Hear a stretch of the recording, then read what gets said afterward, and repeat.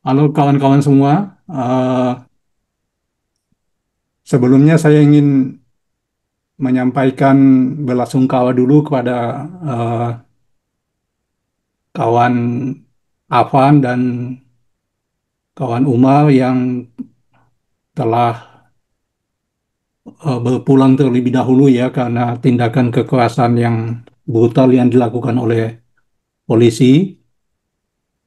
Kemudian juga kepada kawan-kawan lain yang mengalami luka-luka, kemudian yang ditangkap dan sampai sekarang ini belum dibebaskan. Saya pikir kita eh, perlu prihatin karena ini sebenarnya adalah aksi warga yang merasa bahwa apa yang dilakukan oleh elit oligarki selama ini itu tidak berpihak kepada mereka dan bahkan menunjukkan perilaku yang bertentangan dengan kebajikan dan kebijakan publik, sehingga kemudian hal ini memicu aksi demonstrasi massal yang hingga saat ini terus terjadi dan bahkan mungkin semakin tidak terkendali. Nah, eh, saya di sini bersama dengan beberapa kawan ingin mendiskusikan atau berbincang-bincang soal apa yang sedang terjadi saat ini yang menurut saya perlu kita diskusikan dan sekarang ini saya bersama dengan kawan Roy Murtado, kemudian kawan Mugis dan kawan Martin. Halo, apa kabar semuanya? Halo, sehat Mas. Sehat Halo ya? Bung, baik-baik. Iya. Eh, Mungkin kita bisa berdiskusi tentang atau membicarakan tentang apa yang sebenarnya sudah menjadi pengetahuan umum ya, sudah menjadi eh, fakta di lapangan tentang kenapa aksi ini terjadi yang agak membuat saya terkejut itu adalah tindakan polisi yang begitu ganas ya, sampai melindas orang itu. Saya tidak habis pikir kenapa bisa keluar tindakan seperti itu gitu. Padahal ini kan aksi-aksi seperti ini kan bukan hal baru buat mereka kan. Tapi eh, kira-kira kalian melihatnya seperti apa itu?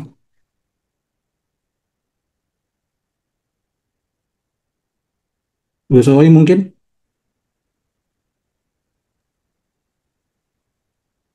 Halo Mas Kun, teman-teman semuanya, makasih.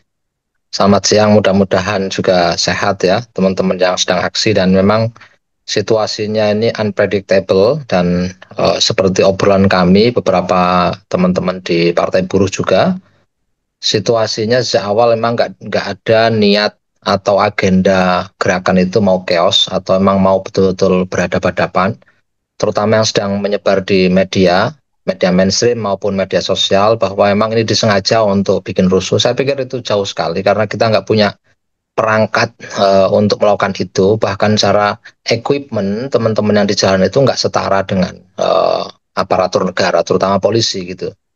Jadi ini betul-betul nggak diprediksi yang kami lihat dan dalam beberapa kali obrolan dalam konsolidasi juga begitu, memang nggak ada agenda untuk seluas ini. Namun memang seperti kita tahu, kekecewaan sudah sangat meluas, terutama setelah Pati, pajak itu ya, kasus pajak yang meningkat, pajak bangunan P2 itu hampir hampir menyebar sebenarnya di seluruh Jawa kekecewaan itu. Ditambah lagi dengan ini tunjangan anggota DPR. Nah, yang agak anomali dan kami semua berdebat baik di internal Partai Hijau maupun di teman-teman jaringan itu justru ketika ada seruan demonstrasi tanggal 25, ini siapa yang sedang bermain, situasinya nggak seperti biasanya, nggak ada akun-akun jaringan yang selama ini ya quote unquote kita sebut sebagai jaringan teman-teman rimpang, ini juga nggak ada sama sekali, ketika kita konfirmasi juga nggak ada. Tanggal 28 itu emang jelas itu teman-teman Partai Buruh sejak awal memang suara saya menggema ya, itu ya kasus pajak yang meningkat, pajak Menggema, bangunan menggema itu. P2 Itu hampir hampir menyebar sebenarnya di seluruh. Sudah aman? Halo Aman Mas. Bang, aman. Oke, iya.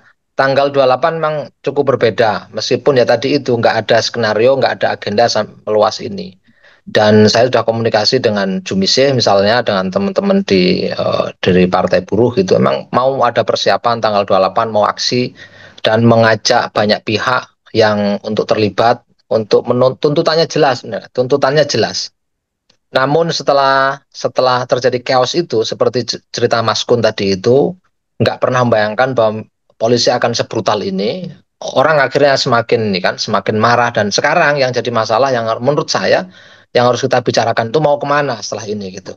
Saya terus terang agak kaget dengan tuntutan kawan-kawan yang nggak materialis ya, nggak realistis, yang nggak sesuai dengan situasi hari ini justru malah membuat massa semakin bingung. Banyak kawan juga kontak ini mau ngapain, kira-kira begitu. Masa mau marah terus atau sampai sejauh mana kita akan marah gitu. Kemarahan ini buat buat saya sendiri secara personal ya, secara moral sah gitu dan harus diterima dan nggak ada masalah gitu. Cuman yang jadi masalah itu agenda selanjutnya mau ngapain gitu. Jadi yang perlu didorong adalah ada skenario besar. Kalau kami sendiri di Partai Hijau menawarkan blok politik ya, yang punya visi yang sama gitu, entah bentuknya semacam apa, ini jadi momentum kita. Faksi progresif harus punya agenda sendiri gitu. Paling enggak tuntutannya bertahap ya, tuntutannya lebih masuk akal Mungkin seperti yang mungkin sebelum sebelum ke hmm, situ, Gus, kita mungkin perlu mengklirkan dulu ya bahwa sebenarnya kalau kita lihat sejarah paling nggak dalam 2-3 tahun terakhir aksi-aksi ini ya, itu sama sekali nggak ada sih aksi yang disetting untuk bentrok gitu loh. Ya, sis. aksi untuk chaos dengan aparat itu nggak ada sejak awal itu disetting. Oh, kita aksi dan tujuan kita untuk bentrok supaya ada makna berita, ada makna sensasi. Ya, setahu saya sejak paling nggak terutama sejak Indonesia Gelap itu atau sejak dari aksi Reformasi di korupsi ya. reformasi di korupsi itu nggak ada. Itu murni aksi keprihatinan gitu ya, aksi yang tujuannya memprotes ya, mengingatkan gitu. Tapi justru sebaliknya tindakan aparat itu yang memicu kemarahan yang semakin membuncah gitu. Nah, ini mesti dikelirkan sehingga kemudian tidak tidak justru digunakan oleh elit untuk kemudian, nah ini kan kalau aksi ya ini hasilnya adalah bentrok gitu loh, seolah-olah kita itu yang mau bentrok atau masa aksi itu yang mau bentrok gitu. Iya, iya, setuju dengan Mas Kun. Padahal nggak begitu sebenarnya dan eh ada bacaan ya, ada bacaan bahwa ada pihak yang memainkan situasi ini gitu. Intinya sih begitu ya. Saya nggak mungkin nggak bicara secara lugas, tapi yang jelas saya nggak percaya bahwa skenario gerakan itu memang sengaja mau bikin bentrok. Karena nggak mungkin, secara peralatan juga nggak mungkin bentrok.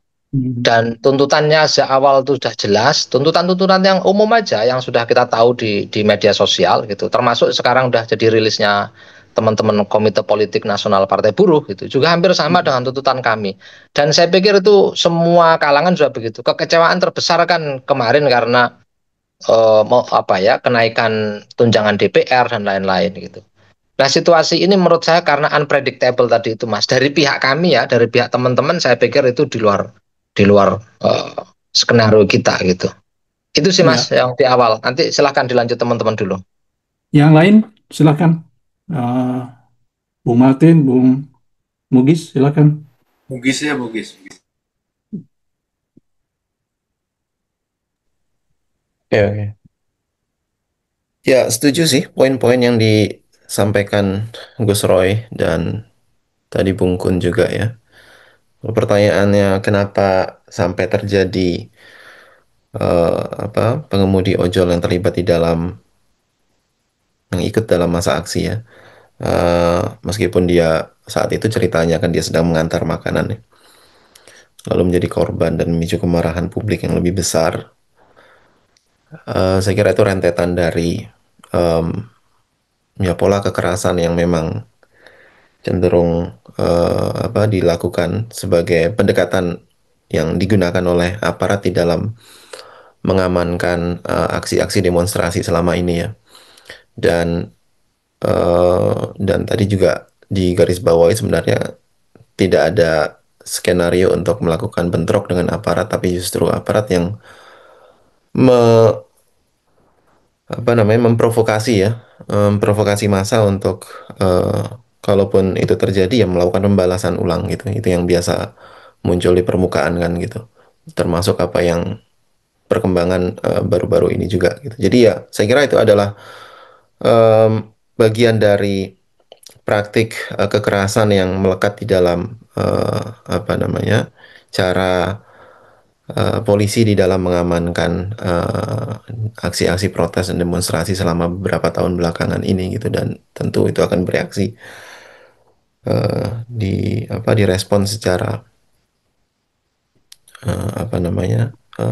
yang kita semua juga nggak menduga ya, perkembangan terakhir saya kira sampai ke penjarahan dan segala macam. Saya kira apa yang disinggung oleh Gus Roy bahwa ada satu pembacaan bahwa ini adalah mainan dari sebagian dimainkan oleh elit, itu satu hal yang kita perlu cermati karena juga penting untuk menjadi panduan selanjutnya kita mau ngapain. Ini kan seolah-olah eh, masa yang sangat tidak terkendali ya, itu punya kekuatan ya yang sering saya sampaikan ke beberapa kawan-kawan, seolah-olah untuk bisa menghakimi pejabat, kemudian anggota DPR yang semula kita anggap tidak punya hati nurani gitulah kira-kira ya, dan kita bisa menghakimi mereka dengan cara kita sendiri dan seolah kita berkuasa kan terhadap mereka,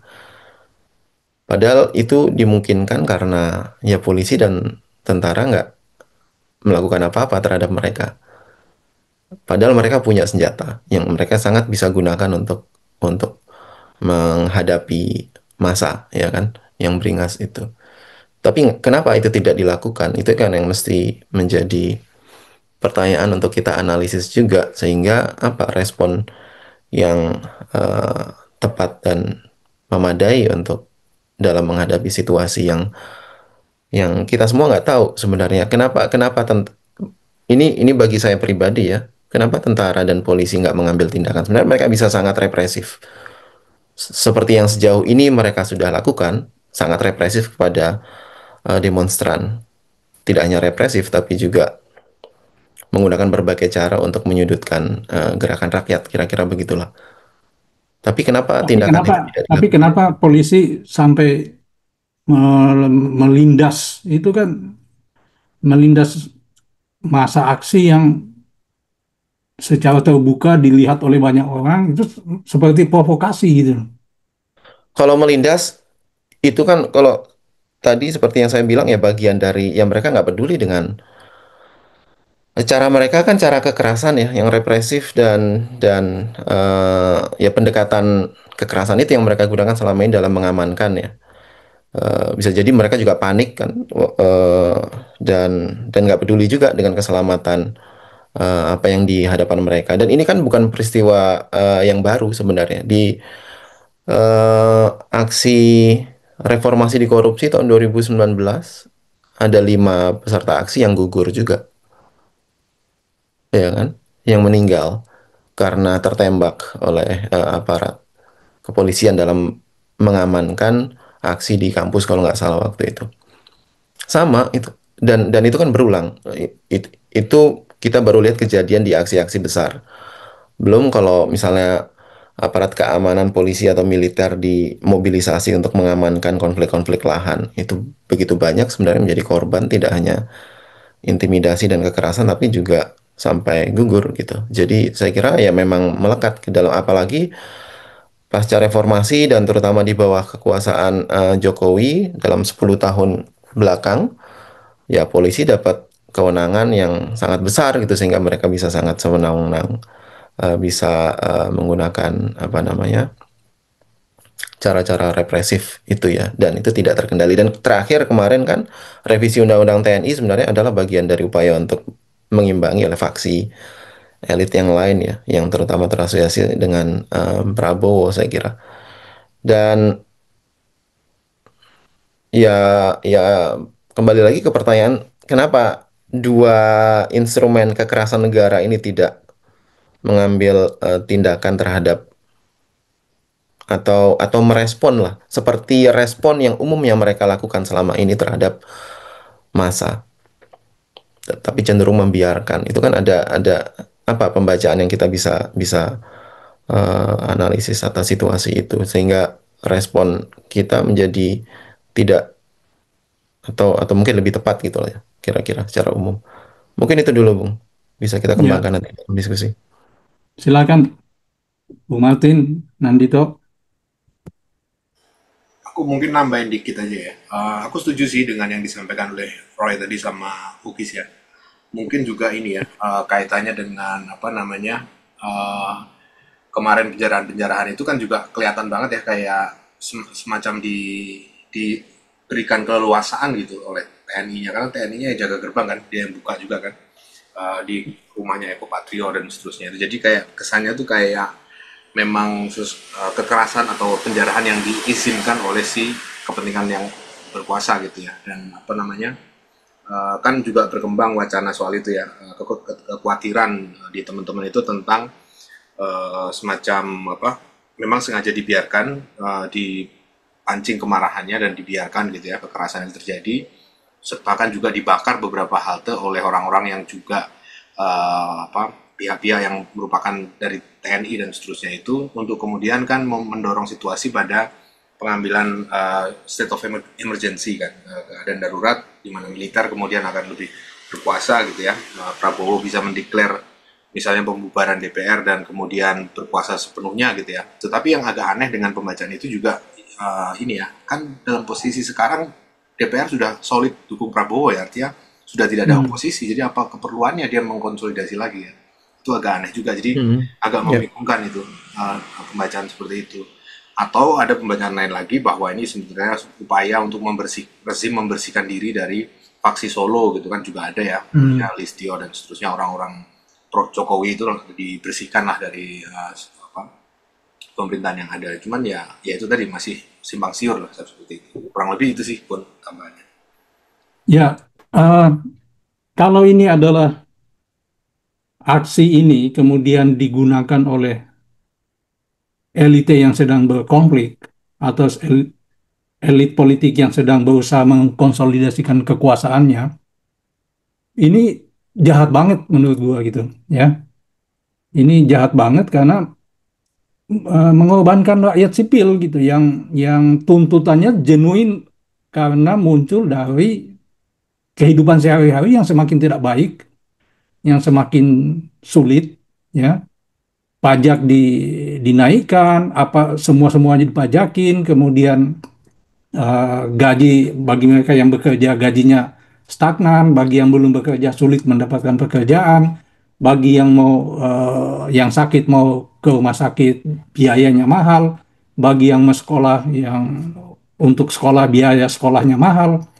Jadi di satu sisi, di sisi yang lain adalah elite yang oligarki, mereka ya baik yang ada di pemerintahan maupun yang ada di parlemen, itu memperlihatkan gaya hidup yang mewah dan perilaku individual dan politik yang sangat pongah, sombong gitu loh. Begitu ada kritik yang misalnya lewat Twitter atau lewat sosial media, di entah itu di Instagram atau di apa, di TikTok yang sedikit keras, itu mereka menyerang balik dengan sangat sombongnya gitu. Jadi itu kan adalah aksi itu kan adalah ekspresi yang genuine gitu, tapi kemudian oleh elit yang sedang berkonflik, yang sedang berusaha mengonsolidasikan kekuasaannya, kemudian memanfaatkan ini dan mengorbankan rakyat. Jadi sekali lagi menurut gue ini jahat banget. Tapi apa yang dibilang Martin tadi itu juga menarik gitu ya. Ada kebutuhan apa sih buat Prabowo itu yang pertama, faksinya Prabowo untuk mengonsolidasikan kekuasaannya gitu loh. Di parlemen dia mayoritas gitu. Terus kemudian atau menurut gua ini adalah juga salah satu bentuk ketidakmampuan pemerintahan Prabowo untuk mengendalikan situasi gitu.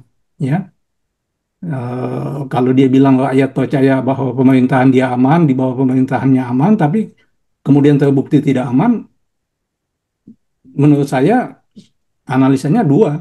Pertama adalah memang ini sengaja dimainkan, dimanfaatkan, dan yang kedua ya bukti bahwa dia tidak punya kemampuan untuk mengendalikan situasi ya ketika keadaan semakin tidak terkontrol gitu. Bagaimana? Iya, eh, menurut saya sih apa ya, jelaslah kepentingan Prabowo dalam upaya untuk mengonsolidasikan kekuasaannya ya ada dia kan peta pertarungan elitnya kan kita sudah cukup bisa membaca ya, ada Megawati dan ada Jokowi, terutama setelah Megawati merapat ke Prabowo ya kan. Dan artinya kalau Megawati merapat ke Prabowo ya Jokowi musuh politiknya Megawati yang berusaha disingkirkan gitu kan. Upaya untuk menyingkirkan Jokowi di dalam kekuasaan itu semakin semakin besar, meskipun sebelumnya tentu Prabowo tidak menerima begitu saja ada apa namanya perimbangan kekuatan dengan Jokowi dalam mengendalikan pemerintahan gitu kan. Nah, kehadiran Megawati saya kira itu memberi nuansa yang lebih besar gitu ya, penolakan untuk segera menyingkirkan faksi-faksi Jokowi. Dan menurut saya aksi dan yang didasarkan atas kemarahan publik itu sangat bisa terbaca apa namanya genuinnya, organiknya begitu ya, karena kemarahan publik itu kan memang sudah sejak lama ya kepada pejabat dan ke eh, ya penguasa lah ya. Dan aksi terakhir memberi jalan aja menurut saya ya di dalam konflik antara Prabowo Mega dan Jokowi itu gitu. Dan karena dengan kejadian di lindasnya Afan itu melipat gandakan kemarahan publik kepada institusi kepolisian yang selama ini juga sudah dianggap hanya menjadi institusi yang merepresi warga gitu kan. Dan itu tentu memberi jalan kan buat kepentingan Jokowi yang Listio itu dianggap sebagai orangnya Jokowi gitu kan selama ini apa yang mengendalikan institusi kepolisian karena dia dipilih pada masa jabatannya Jokowi masih menjadi presiden gitu. Kita bisa baca itulah upaya-upaya untuk mengimbangi apa kekuasaan politik Jokowi di dalam menguasai terutama instrumen hukum ya KPK, kemudian kepolisian dan kejaksaan. Kejaksaan itu kan sudah mulai diutak-atik juga sama sudah sejak lama ya oleh Prabowo agar agar lebih bisa dikendalikan. Kan ada perebutan juga di antara kejaksaan dengan kepolisian gitu, terutama di dalam kewenangan melakukan penyidikan dan seterusnya. Itu kan bagian dari upaya untuk mengimbangi supaya polisi tidak semata-mata menjadi instrumen, tidak menjadi instrumen yang membahayakan gitu, instrumen Jokowi yang membahayakan buat faksinya Prabowo dan segala macam.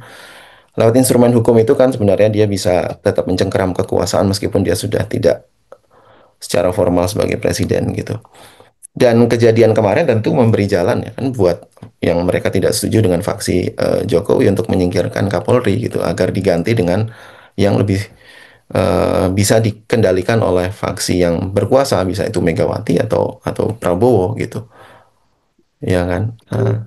Dan kemudian juga ada Tapi yang menarik itu gini loh, sekencang apa pertarungan faksional itu sehingga harus mengorbankan rakyat gitu loh yang melakukan aksi karena tuntutan atau hmm, karena persoalan yang serius, yang real gitu loh.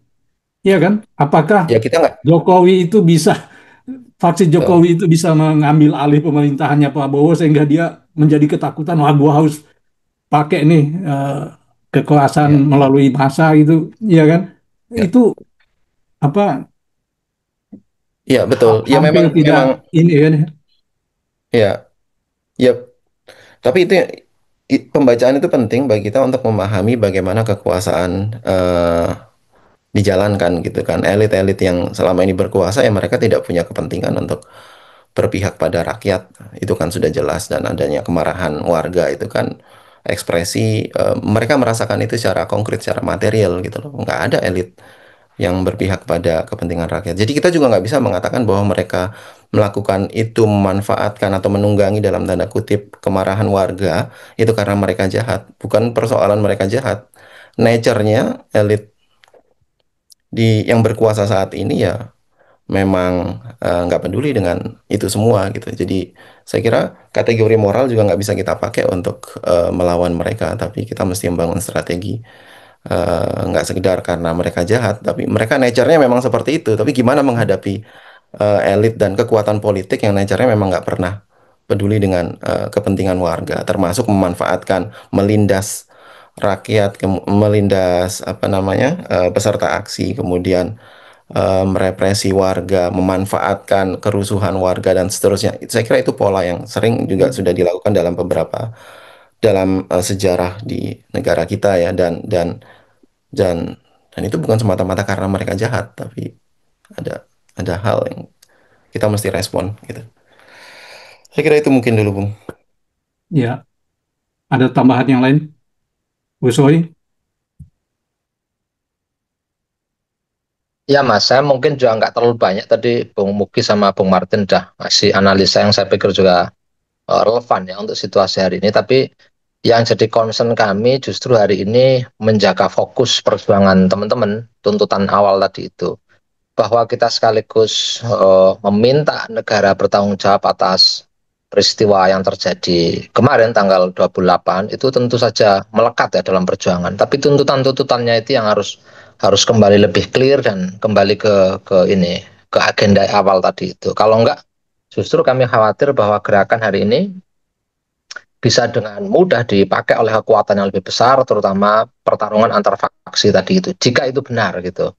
Nah, yang kedua menurut saya ini justru jadi momentum karena kita sepakat untuk melampaui debat rimpang, non rimpang, partai progresif dan yang non partai. Semuanya kita sekarang kan merespon situasi negara yang tidak baik, merespon kuasa politik yang begitu-begitu saja. Toh misalnya ya, kalaupun kita berpartai tanpa melekat dan perjuangan rakyat hari ini, kayak kita juga secara moral mau ngapain gitu loh.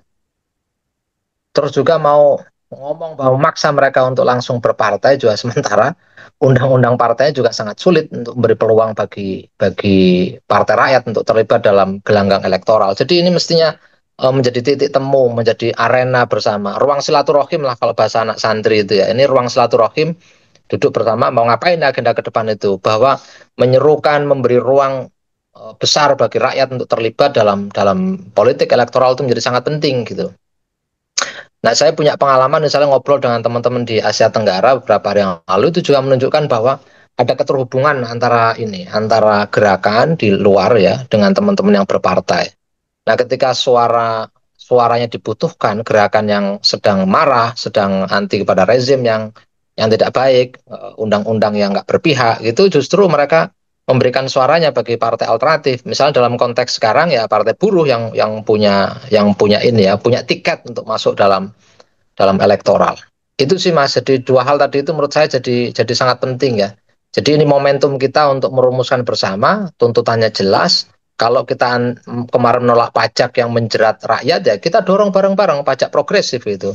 20% orang terkaya harus jadi sasaran dan mereka uangnya bisa dipakai untuk agenda-agenda sosial ya, redistribusi yang lebih adil ke rakyat. Kira-kira begitu Mas. Ya, saya mungkin mau beralih ke topik yang lain ya, dalam pengertian gini, eh, konflik elit mungkin saja ya, terjadi, tapi ini kan spekulatif ya. Ada tapi tiada gitu loh. Kita bisa bilang ada tapi memastikannya itu susah gitu. Tapi ada hal-hal yang lebih pasti yang bisa kita ukur, yang bisa kita lihat, bisa kita ukur dan hasilnya tampak. Itu kan adalah janji-janji pemerintahan Prabowo yang sebenarnya belum belum terlaksanakan. Misalnya janji untuk penyediaan lapangan kerja, janji untuk MBG yang berkualitas itu terbukti tidak. Justru yang terjadi adalah lapangan kerja tidak terbangun, kemudian MBG itu berantakan dan pajak malah dinaikkan secara gila-gilaan gitu. Jadi eh, menurut saya dalam 1 tahun terakhir ini atau menjelang setahun pemerintahan ini sebenarnya dia tidak banyak melakukan atau sukses merealisasikan janji-janji kampanyenya sehingga kemudian eh, ini yang menimbulkan kemarahan rakyat dan kemudian menimbulkan penurunan kepercayaan terhadap pemerintah dan ketika aksi ini meledak dan ini seperti dimanfaatkan untuk mengalihkan persoalan rakyat ini menjadi persoalan real rakyat ini menjadi semacam konflik elit gitu. Sehingga kemudian kalau kita mengarahkan ini ke semata-mata konflik elit, maka rakyat akhirnya terbelah. Ada yang memilih mendukung elit yang satu dan kemudian melawan elit yang lain. Padahal secara ekonomi politik memang kondisi ekonomi kita tidak baik-baik saja gitu. Nah, Martin, gimana kamu melihat persoalan seperti itu? Ya, gimana ya? Kalau sekarang tuh kan yang apa eh, membingungkan tuh kan apa namanya? Karena ini kan gerakannya sebagian spontan ya dan nggak ada apa kayak yang tadi ya disebut nggak ada apa vanguard partinya gitu yang bisa mengkonsolidasi keseluruhannya gitu. Sedangkan situasinya kan dengan cepat mengalami eskalasi seperti itu. Jadi kupikir ya yang mungkin bisa dilakukan itu adalah semacam memberikan ini ya apa namanya membantu mengarahkan ya dengan tuntutan itu tuntutan apa yang lebih tepat untuk disampaikan dalam situasi seperti ini sehingga bisa ikut membimbing si massa ini menyerang ke sasaran yang tepat gitu ya tidak gampang disorientasi dengan tadi ya apa operasi-operasi intelijen dan seterusnya itu jadi misalnya kayak kan sudah ada tuh banyak kayak misalnya di Gebrak itu sudah mengeluarkan 7 poin ya 7 poin tuntutan itu ya aliansi gerakan buruh bersama rakyat itu yang di share Zaki ya di Facebook itu. Dan Apa banyak itu 7 poin itu? 7 poin itu mengutuk brutalitas aparat, stop militerisme, batalkan kenaikan pajak dan naikkan taraf pajak progresif, turunkan harga sembako, hapuskan privilege anggota dewan dan pejabat, potong anggaran lembaga negara, dan tangkap dan adili koruptor. 7 itu.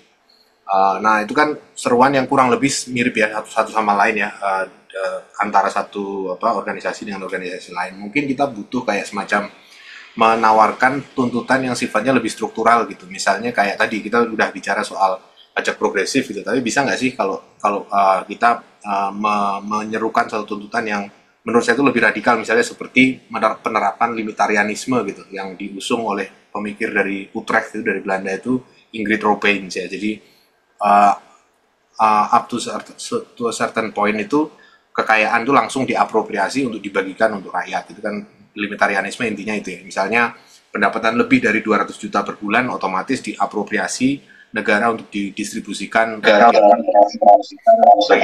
Contoh-contoh di mana si tuntutan itu menurutku bisa jauh lebih struktural gitu. Bisa langsung selain juga dia satu ide yang sifatnya baru yang mungkin bisa memantik pembicaraan yang lebih ke arah yang lebih radikal gitu, dia juga bisa memberikan semacam gambaran atau guidance ke arah perubahan yang kita inginkan. Karena kita tidak sekedar ingin semacam reformasi kecil-kecilan ya, tapi merubah strukturnya secara keseluruhan. Maka tuntutan semacam itu yang mestinya kita pikirin sih. Artinya kayak misalnya stop militerisme itu represivitas aparat gitu tuh.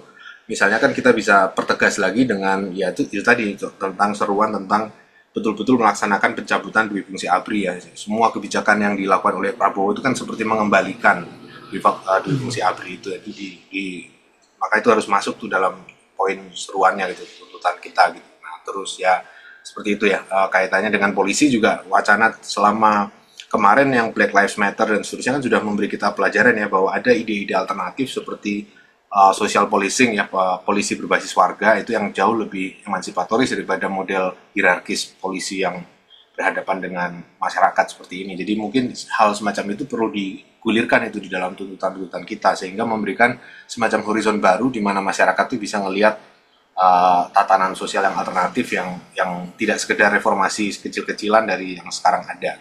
Mungkin itu sih. Ya, jadi pada dasarnya tuntutan yang ada sekarang itu satu, menurutku dia merefleksikan kemunian gerakan sebelumnya, aksi gerakan itu ya. Dan yang kedua, beragam tuntutan itu punya kemiripan gitu ya. Eh, tapi menurut lu perlu dimajukan lagi gitu, Tin ya. Ya, karena untuk apa kita mengulang tuntutan yang sama kan? Artinya sudah banyak yang seperti itu disampaikan dan aku pikir perlu yang semacam memberikan gambaran juga kepada gerakan yang lain itu next step setelah ini itu harusnya ke sana gitu. Hmm. Ada yang menanggapi itu, si Martin?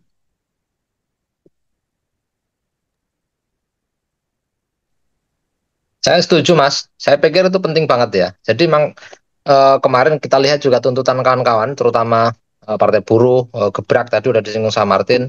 Terus tuntutan kami juga hampir sama. Jadi mestinya mau lebih diturunkan lebih detail ya. Ada roadmap-nya, ada peta jalan yang bisa dipakai oleh kawan-kawan gerakan hari ini biar nggak bingung juga. Terutama dalam situasi yang sedang terjadi ini kan juga mungkin nggak bernafas panjang ini gitu. Terus masa mau ngamuk-ngamuk terus kan nggak mungkin itu. Itu justru jadi legitimasi bagi ini ya alat pemukul negara untuk mengintensifkan kekerasan kepada teman-teman yang ada di lapangan. Jadi menurut saya itu udah bagus banget dan konsolidasinya di tingkat itu yang harus di ini ya didorong. Makasih. Ya, Ya, saya setuju juga ya. Tuntutan-tuntutan itu saling bersinggungan antara satu elemen gerakan dengan yang lain dan ya mengembalikan pada eh, apa termasuk agenda-agenda gerakan sebelumnya ya, sebelum 98 bahkan. Untuk diantaranya agenda ya tentu adalah memastikan bahwa kekuasaan itu benar-benar bisa kita dikontrol oleh rakyat secara langsung, juga ada akuntabilitas itu kira-kira yang jalan ya.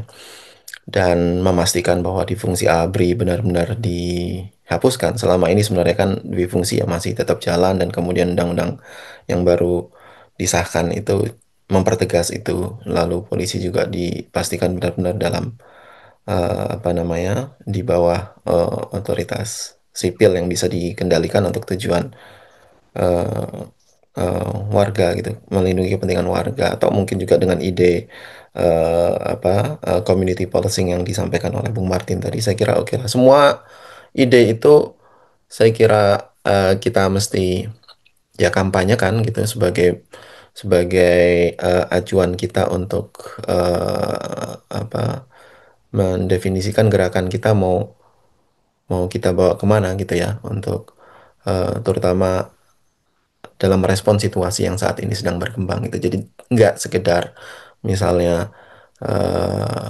merespon situasi yang lebih merupakan akibat dari eh, apa namanya, persoalan-persoalan yang lebih besar, tapi masalah yang besarnya itu yang diselesaikan, termasuk berkaitan dengan redistribusi kekayaan tadi ya, lewat pajak progresif dan segala macam.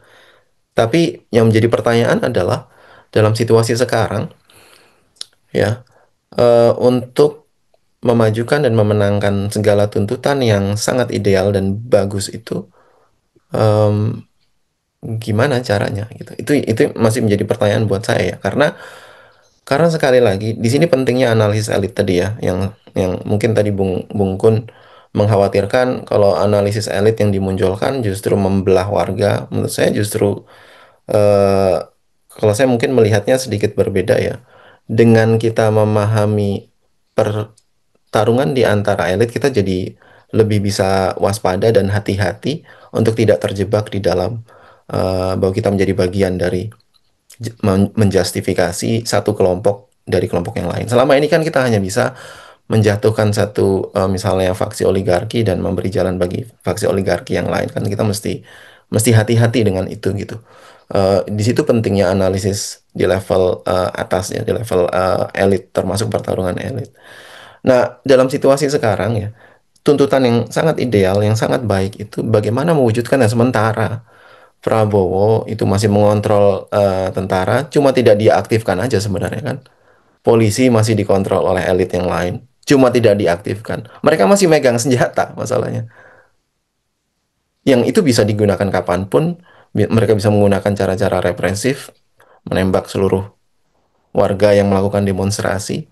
Dan itu kita sudah lihat kan ada berbagai macam seruan apa namanya instruksi dari institusi kekerasan negara untuk melakukan itu dan segala macam dari beberapa waktu terakhir gitu. Dan apa yang terjadi ketika itu akan ditempuh gitu loh. Sejauh apa kita bisa memenangkan agenda-agenda itu. Artinya kan ini adalah saya lebih melihat situasi yang terjadi sekarang itu sebagai ya stalemate aja gitu, draw, atau ini sedang sedang berhitung di antar elit ya dalam memanfaatkan situasi yang terjadi termasuk kerusuhan, penjarahan dan segala macam. Di antara elit mungkin saling memanfaatkan situasi ini gitu. Dan kita juga mesti mesti mesti aware dengan situasi itu, dengan itu gitu. Dan sehingga sambil terus-menerus mengampanyekan apa namanya agenda-agenda gerakan yang ideal tadi ya, redistribusi kekayaan lewat pajak progresif, atau misalnya kita mau mengubah bentuk apa namanya institusi kepolisian diganti dengan community policing atau apapun itu ya. Eh, tapi gimana untuk menuju ke sana di tengah, dan kita menavigasi di tengah elit yang masih sangat berkuasa dan punya instrumen kekerasan gitu. Apa Hmm. jalannya gitu. Saya sendiri masih bingung karena situasi sekarang terlihat seolah-olah kita kita bisa melakukan apapun gitu ya. Seolah-olah Hmm. nggak ada hukum. Hukumnya ada di tangan rakyat. Hukumnya ada di tangan massa gitu. Kita bisa menjarah tanpa dihukum, tanpa ditangkap, tanpa ditahan-tahan. Sekarang kita menjarah rumahnya Eko, kemudian menjarah rumahnya siapa? Uya Kuya, kemudian menjarah rumahnya Puan. Tapi sampai kapan itu? Apakah mereka juga akan sampai menjarah rumahnya Prabowo atau Megawati dan segala macam dan Jokowi gitu? Dan saya kira ya akan ada respon respon elit yang saling berkompetisi itu yang kita mesti cermati sebenarnya gimana mereka di dalam membaca Mungkin situasi. posisinya adalah eh, apapun pertengkaran di tingkat elit, konflik di tingkat elit, itu nggak ada gunanya buat kita gitu. Persis, nggak ada gunanya, Iya kan? tapi itu penting Mm-mm. kita baca untuk untuk menentukan langkah berikutnya. Tentu agenda-agenda itu kita semua setujui dan saling bersinggungan dan itu ideal dan kita harus majukan itu. Problemnya berikutnya adalah gimana mewujudkan itu, apa jalannya Hmm. di tengah situasi Ya. seperti ini gitu loh. Nah, oke. Sementara Kalau gitu, sementara fakta objektifnya adalah tadi ya, kalau dalam gerakan tadi sempat disebut oleh Bu Martin, ya nggak ada organisasi gerakan yang bisa mengklaim apa namanya menjadi apa mengambil, atau bukan mengambil bahasanya, tapi bisa bisa diikuti oleh semuanya gitu. Nggak ada kepemimpinan gerakan gitu kan. Misalnya ada satu elemen organisasi gerakan yang mengatakan kita seharusnya begini begini begini, nggak ada yang seperti itu faktanya. Jadi susah. Lalu gimana kita mewujudkan agenda-agenda besar yang ideal itu gitu. Sementara di sisi lain elit ini masih sangat berkuasa dan mereka mereka bisa aktifkan kapanpun gunakan tentara dan militer dan gunakan senjata dan seterusnya. Gitu. mungkin gini, mungkin kita menerima realitas bahwa pertama ada problem bersama, ya, dan di di tengah-tengah kita, ya ini kehidupan yang semakin tidak membaik, terus kemudian elit yang tidak peduli terhadap nasib rakyat, yang mereka bahkan menggunakan kegelisahan dan kemarahan massa itu untuk kepentingan mereka gitu kan, kepentingan untuk memperkuat dan mempertahankan kekuasaannya. Tetapi pada saat yang sama juga kita melihat bahwa gerakan masih belum belum sampai pada situasi bahwa ini mau diarahkan kemana dan mau dibawa sejauh mana kemarahan massa ini. Sehingga mungkin yang realitas yang paling bisa kita terima adalah bukan mendiskusikan adalah atau mempertanyakan oh karena nggak ada vanguard gitu ya, karena nggak ada Mm-mm. partai pelopor, tapi gimana gerakan yang masih dalam realitas yang lemah ini bisa kita perkuat gitu. Mm. Nah, kira-kira apa yang bisa dilakukan untuk memperkuat gerakan yang sebenarnya punya kepentingan yang sama, punya aspirasi yang sama, punya model atau metode bergerak yang relatif sama gitu ya, dalam pengertian misalnya aksi massa gitu, dan dan apa punya musuh yang sama gitu, yaitu para elit yang brengsek ini gitu. Nah, kembali ke tadi, apa yang bisa kita lakukan di tengah-tengah atau yang bisa diusulkan gitu ya, dijadikan bahan perbincangan di kalangan kawan-kawan yang sedang bergerak saat ini untuk memperkuat gerakan, dan sehingga kemudian kita bisa merasa bahwa oh ini bisa dibawa sampai sejauh ini, dan tuntutan kita bisa direalisasikan sampai sejauh ini gitu. Apa yang bisa dilakukan dengan realitas seperti itu? Mungkin Gus Mas Roy dulu. Sun, Mas Sun, saya mau nanggapin ya, nambahin dan nanggapin Bung Mugis tadi ya. Saya pikir betul bahwa memang militer misalnya polisi itu masih dalam kendali rezim, terutama militer ya. Dan kita tahu udah disinggung tadi sebenarnya rezim sedang mengembalikan lagi dui fungsi tentara di banyak ranah sipil gitu. Udah pasti itu, udah kita tahu semuanya. Dan mau nggak mau secara material kondisi situasi yang terjadi hari ini memang kita nggak bisa bantah itu. Jadi tuntutan-tuntutan itu juga memaksa kita memang harus realistis gitu. Nah tapi kan bukan berarti nggak ada daya tawar. Kalau kita bisa bangun konsolidasi, tuntutan yang lebih detail, tadi Martin udah singgung soal itu, punya roadmap ya, punya peta jalan gitu, dan kita kita kawal itu bareng-bareng, saya pikir itu lumayan lah ya, bisa dieksekusi gitu. Paling nggak tuntutan tuntutan tadi itu bisa bisa didorong maju dan kita punya basis massa yang kuat dan orang sedang marah. Itu sebenarnya momentum buat kita. Tapi kalau seruannya keluar dari itu justru malah nggak dapat apa-apa gitu. Jadi kita mau menuntut yang lebih tinggi malah nggak dapat apa-apa. Situasi yang semacam ini mesti kita manfaatkan untuk konsolidasi, duduk bareng semua pihak gitu. Harus ada yang menjembatani untuk itu. Paling nggak tuntutannya sama ini ya. Terus ada yang merumuskan tadi itu. Kalau nggak satu teman-teman di bawah akan sangat mudah untuk dipukul dengan berbagai macam alasan karena dalam tanda kutip ya, quote unquote akan dianggap anarkis gitu, menjarah, apa ya, membahayakan situasi negara. Yang lebih mengerikan, kita bisa menyaksikan sekarang Prabowo sudah mengundang tokoh-tokoh ormas agama. Ketua Ansor sudah bikin pernyataan bahwa siap membantu dan membela polisi di lapangan. Ini situasinya lebih mengerikan kalau memang nanti negara ya, aparatur negara itu mendorong agar pertarungannya itu vis a vis antara akar rumput atau sipil dengan sipil, itu jauh lebih mengerikan. Jadi tuntutannya menurut saya lebih dibikin clear, tegas, dan realistis. Kan kita nggak bisa menang besok langsung Prabowo terus kalah, kan nggak bisa gitu misalnya. Kita mau adil besok terus langsung bangun tidur terus menang gitu kan nggak mungkin. Jadi kita lebih realistis, tapi ini momentum. Justru konsolidasinya harus mulai sekarang. Jadi kita punya daya tawar gitu. Aku bayangan saya begitu aja, saya pikir gitu. Terima kasih. Ya, jadi kalau ditanyakan pada persoalan yang lebih konkret itu agak susah ya untuk kita ini, karena posisi kita yang masih belum punya daya tawar yang tinggi itu ya. Bung Martin gimana Bung Martin?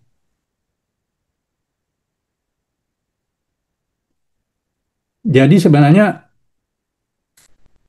ada banyak pengalaman-pengalaman gerakan di luar yang sebenarnya bisa jadi bahan pelajaran ya, bahwa misalnya di Amerika itu ya, beberapa tahun lalu itu kan ada aksi Black Lives Matter gitu ya. Eh, itu juga aksi yang akumulatif ya, ada ada diskriminasi ras terutama di kalangan warga kulit hitam di Amerika, tetapi pemicunya adalah pembunuhan oleh polisi terhadap salah satu warga kulit hitam gitu, yang kemudian memicu demonstrasi besar-besaran di Amerika. Tetapi karena demonstrasi itu tidak punya arah yang berjangka panjang gitu ya, dan tidak memiliki kepemimpinan yang jelas, maka organisasi gerakan atau aksi massa besar-besaran itu kemudian dikooptasi oleh elit baik elit Partai Demokrat maupun Partai Republik. Nah, saya melihat bahwa kemudian situasi ini bisa bisa bisa terjadi di Indonesia gitu, bahwa aksi-aksi besar yang sebenarnya mirip seperti aksi Black Lives Matter itu, ya pemicunya adalah pembunuhan oleh polisi gitu. Tapi kalau kita tidak punya perspektif yang lebih struktural, yang lebih kopol, yang melampaui problem kita uh, atas kegusaran terhadap elit gitu, maka aksi-aksi ini juga bukan tidak mungkin bisa dikooptasi oleh elit gitu.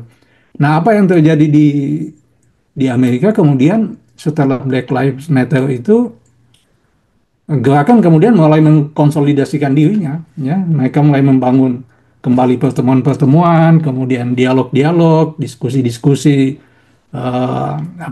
kelompok yang satu dengan kelompok yang lain, baik atas dasar ras, lintas kelas, lintas etnis, dan kemudian berujung pada pengelompokan-pengelompokan baru yang lebih strategis, yang yang mana kemudian jika pada aksi-aksi sebelumnya tuntutannya itu, walaupun tuntutan ada nada politik, tuntutan politik, tetapi gerakan tidak masuk di dalam kancah pertarungan politik praktis gitu ya.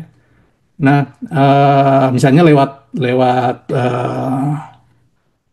pertarungan untuk memperebutkan kekuasaan negara, baik di tingkat lokal maupun di tingkat nasional. Nah, setelah melalui refleksi, melalui dialog, melalui diskusi dari berbagai kelompok yang ada, kemudian muncul kesimpulan-kesimpulan baru, misalnya, oh iya kita mesti ikut uh, dalam praktek politik praktis, misalnya lewat jalur yang ada, yang mungkin misalnya melalui pemilu untuk memperebutkan kursi DPR, Kongres, Senat, kemudian wali kota dan bahkan gubernur. Itu kemudian sekarang menjadi satu metode baru di kalangan gerakan di Amerika sekarang saat ini. Sekarang misalnya di beberapa kota, misalnya di New York, di Minnesota gitu ya, itu aktivis-aktivis gerakan uh, ikut dalam pertarungan politik elektoral, dan kemudian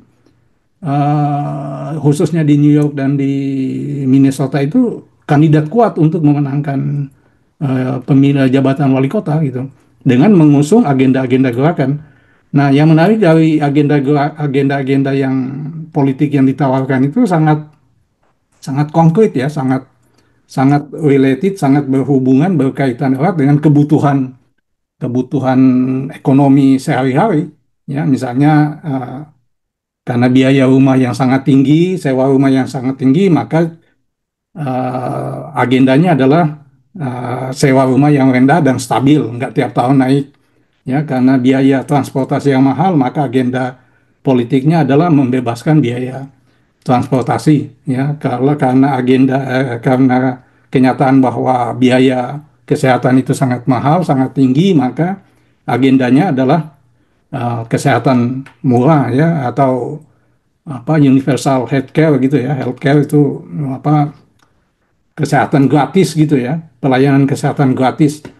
Dan karena misalnya harga barang kebutuhan pokok itu naik dengan sangat tidak menentu, udah tinggi, dan kalau naik nggak pernah turun harganya, maka agenda politiknya adalah menyediakan supermarket publik yang dikuasai oleh negara gitu. Jadi tuntutannya sangat berkaitan dengan kebutuhan, atau agenda politik yang diusung sangat berkaitan dengan kebutuhan rakyat sehari-hari gitu. Sehingga kemudian apa yang dibawa oleh gerakan itu mendapatkan sambutan nyata di kalangan masyarakat yang sedang kehidupannya semakin tidak baik gitu, semakin memburuk gitu. Nah, apakah hal-hal seperti ini yang bisa kita lakukan di Indonesia sekarang ini gitu. Justru di tengah-tengah kita menghadapi situasi politik yang sangat krusial, yang sangat penting untuk konsolidasi demokrasi, untuk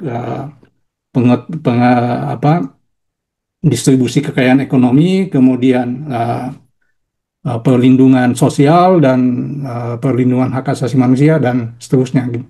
Nah, kira-kira hal-hal seperti ini bisa nggak kita lakukan di Indonesia gitu? Bu Martin udah balik belum?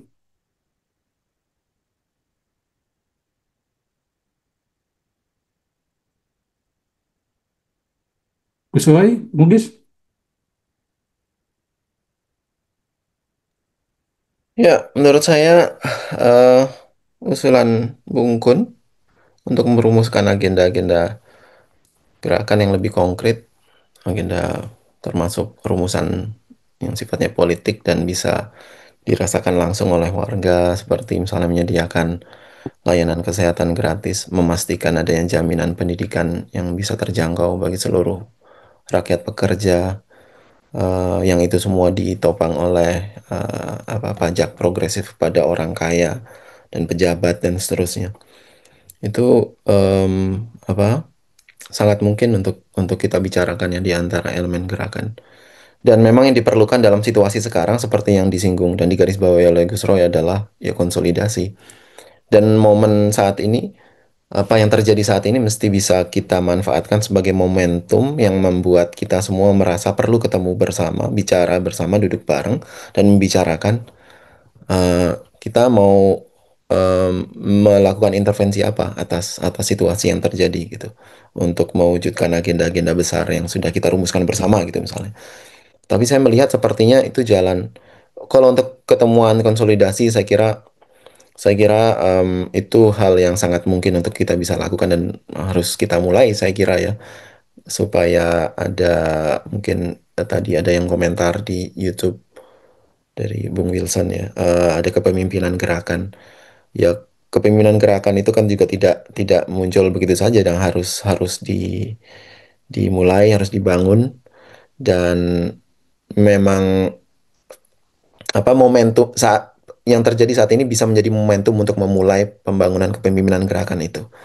Indikator selama ini belum ada kepemimpinan gerakan tadi seperti yang saya singgung ya, dalam momen seperti ini nggak ada sepertinya elemen gerakan yang bisa misalnya cukup dalam tanda kutip otoritatif mengatakan kita sepertinya perlu melakukan atau merumuskan agenda begini-begini dan ini adalah peta jalannya dan jalan ini yang kita mesti tempuh bersama secara secara kolaboratif gitu misalnya dengan berbagai elemen gerakan gitu.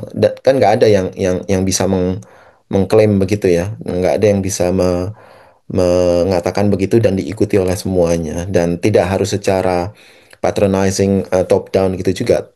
Dalam konteks upaya untuk membangun konsolidasi saya kira itu juga masih agak berliku dan yang melibatkan seluruh elemen gerakan ya. Belum lagi nanti masuk ke rumusan-rumusannya. Kalau secara umum aja saya kira bisa. Ajakan untuk konsolidasi siapapun bisa memulai. Dan itu harus harus dimulai saya kira ya. Momentum ini mudah-mudahan bisa memberi apa namanya? Apa ada rasa bahwa kita semua memang perlu untuk ketemu dan duduk bareng dan merumuskan bersama. Dalam merumuskan ya kita dugaan saya ya kita hanya bisa merumuskan secara umum karena ya kondisi objektif tetap harus kita pahami bersama juga gitu kan, bahwa elemen-elemen gerakan juga ada yang setuju untuk misalnya mengambil jalur politik merebut kekuasaan negara, ada yang tidak dan seterusnya dan itu kita mesti bisa jembatani seperti apa untuk apa untuk membangun konsolidasi yang lebih besar dan solid gitu saya kira itu Bung. Ya, memang faktanya itu yang mudah-mudahan yang bisa membantu mengonsolidasikan gerakan adalah eh, tidak ada kepemimpinan ya di dalam pergerakan massa saat ini gitu. Itu adalah realitas yang terlihat di gerakan gitu ya. Kalau Hmm. tuntutannya kan sama gitu kan, Hmm. mirip-mirip lah ya. Nggak ada beda gitu. Terus kemudian kegelisahannya juga sama, ya kan? Apa yang menjadi tuntutan itu kan muara dari kegelisahan kan, muara dari kemarahan, muara dari pembacaan kita atas situasi politik yang, ekonomi politik yang terjadi gitu. Tetapi ketika dihadapkan pada gelombang aksi massa yang besar seperti saat ini, ternyata kita nggak punya kemampuan gitu. Nah, mungkin itu ya bisa menjadi dasar utama gitu ya, untuk kita ngobrol lagi, diskusi lagi gitu, kemudian merumuskan apa yang bisa bisa kita lakukan. Kita mungkin tidak tidak terlalu mendetail tentang apa strategi taktik, program gitu ya. Terus kemudian tujuan-tujuan yang ingin dicapai. Berangkat aja dulu dari situasi yang nyata bahwa ya kita lemah gitu, gerakan kita masih lemah gitu.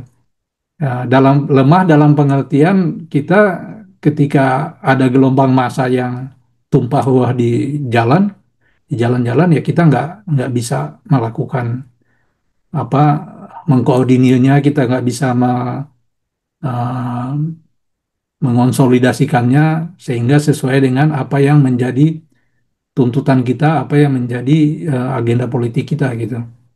Gus Roy, ada yang ini Gus yang mau ditambahkan?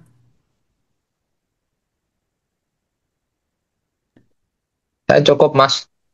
Saya pikir cukup, ya udah tercover diskusinya tadi itu. Ya, Bung Martin udah balik belum ya? Halo, halo, aman-aman. Ya. Aman sih. Ya kita perlu ini sih, Bung, kayaknya apa? Tadi yang udah sering kali disebut ya roadmap itu ya, kan jalan panjang menuju sosialisme itu kan penuh liku kan ya. Jadi kan perlu disiapkan semacam apa? Mungkin PR di kita juga ya, perlu bikin kayak semacam kalau di pemerintahan tuh kan ada istilahnya tuh logical framework, theory of change dan seterusnya. Jadi semacam milestone yang dirancang secara bertahap gitu, sehingga pada tahap situasi seperti ini tuntutan yang cocok untuk diajukan levelnya segini gitu. Lalu kalau tahapnya berkembang menjadi lebih radikal lagi, tuntutannya seperti apa. Nah itu kayaknya PR teoritik tuh buat teman-teman IP juga tuh untuk merancang itu, mulai dari bisa diangkat dari dasarnya ya, dari analisis yang paling struktural dari aspek ekonomi politiknya, lalu kemudian dijabarkan kemungkinan turunan tuntutannya itu gitu. Sehingga kita ketika ada situasi seperti ini kita bisa siap gitu ya, kita bisa berangkat dari si theory of change yang sudah tersedia itu, lalu kemudian kita tinggal tweak sedikit-sedikit untuk sesuai dengan situasi yang ada. Cuman problemnya kan sekarang kita nggak punya ya, jadi problem kita bukan hanya gerakan kiri yang belum terkonsolidasi, tetapi juga konsolidasi secara epistemiknya tuh belum terjadi gitu. Karena kalau itu terjadi kan harusnya sudah ada nih roadmapnya, sehingga ketika ada situasi kayak gini kan kita tinggal mendiskusikan gimana roadmap itu mau diimplementasikan dan dengan tahapan seperti apa, strategi seperti apa gitu. Itu sih kalau dari saya. Ya, mungkin diskusi kita atau obrolan kita ini cukup dulu ya. Ini baru pembuka gitu ya. Kita lihat situasi sampai sejauh mana kita gerakan ini akan atau aksi-aksi ini akan berkembang dan berlanjut, dan mudah-mudahan kita bisa juga terus bisa melakukan diskusi-diskusi ke depan, membahas perkembangan yang sedang terjadi. Tetapi dari diskusi ini yang kita lakukan ini ada beberapa hal yang bisa kita simpulkan. Pertama, bahwa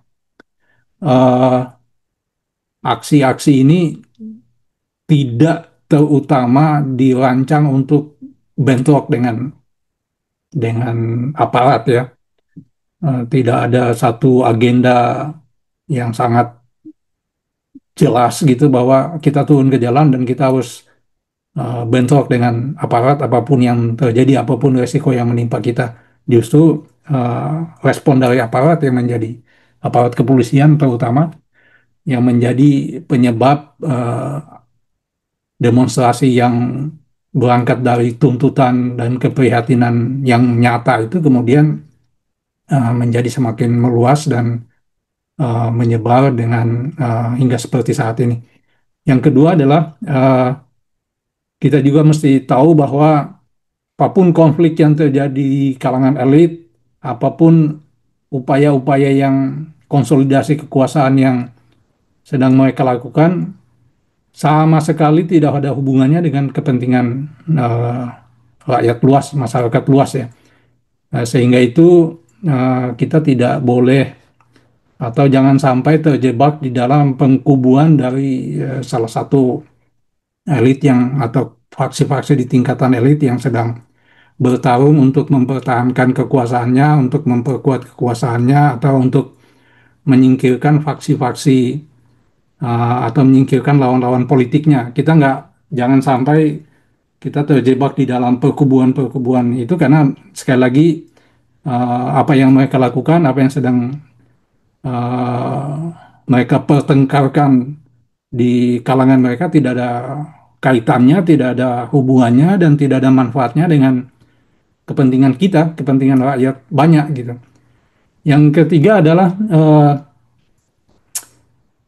ini saatnya kembali menjadi momentum buat gerakan untuk mengonsolidasikan diri, mengonsolidasikan kekuatannya, baik secara programatik karena uh, sudah relatif sama ini sebenarnya tuntutan-tuntutan yang dimajukan, tetapi ada realitas politik kita sangat lemah secara organisasi sehingga kita tidak bisa memberikan respon yang signifikan terhadap gelombang massa yang sedang membuncah di lapangan saat ini.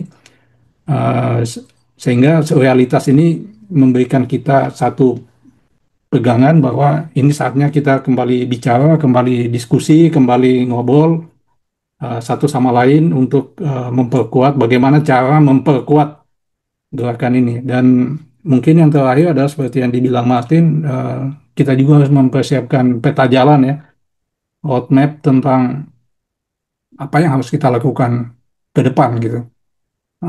Karena aksi-aksi seperti ini kan sebenarnya uh, tidak akan berhenti di sini, karena pemerintah sebenarnya nggak punya jalan keluar untuk mengatasi krisis yang sedang terjadi saat ini. Dan krisis ini bukan hanya krisis di tingkat nasional, ini krisis yang terjadi di level internasional, ya, di mana sedang ada pertarungan ekonomi di tingkat global, sedang ada pertarungan geopolitik di tingkat global untuk menentukan dan mereformulasi, mereorganisasi kekuatan-kekuatan di tingkat regional dan global, terutama antara Amerika dan Cina, dan karena itu juga imbasnya terhadap Indonesia, dan bahkan di tingkat global sendiri pun belum ada solusi untuk bagaimana mengatasi krisis ini dalam waktu dekat. Sehingga saya percaya bahwa di level nasional pun nggak ada solusi yang bisa dilaksanakan dalam waktu singkat untuk mengatasi krisis ekonomi yang sedang terjadi di tingkat nasional, pengangguran yang semakin tinggi, harga barang kebutuhan yang semakin tinggi, pendapatan negara yang semakin terbatas, sehingga itu pajak harus dinaikkan di segala jenis uh, bahan pangan, bahan kebutuhan pokok pun ini harus dinaikkan, dan semuanya ini tidak ada solusi ya, dalam waktu singkat, sehingga perlu sekali kita memikirkan tentang peta jalan ke depan yang lebih luas dan lebih panjang, sehingga kita tahu kemana kita akan bergerak. Sekali lagi, terima kasih kepada kawan-kawan yang sudah menjadi narasumber malam ini, atau siang ya, waktu Indonesia. Gus Roy Murtado, Bung Mugis, dan Bung Martin. Uh, Terima kasih sudah meluangkan waktu untuk bincang-bincang ini. Mudah-mudahan dalam beberapa hari ke depan, jika kondisi terus terjadi, kita bisa diskusi lagi. Sekali lagi terima kasih.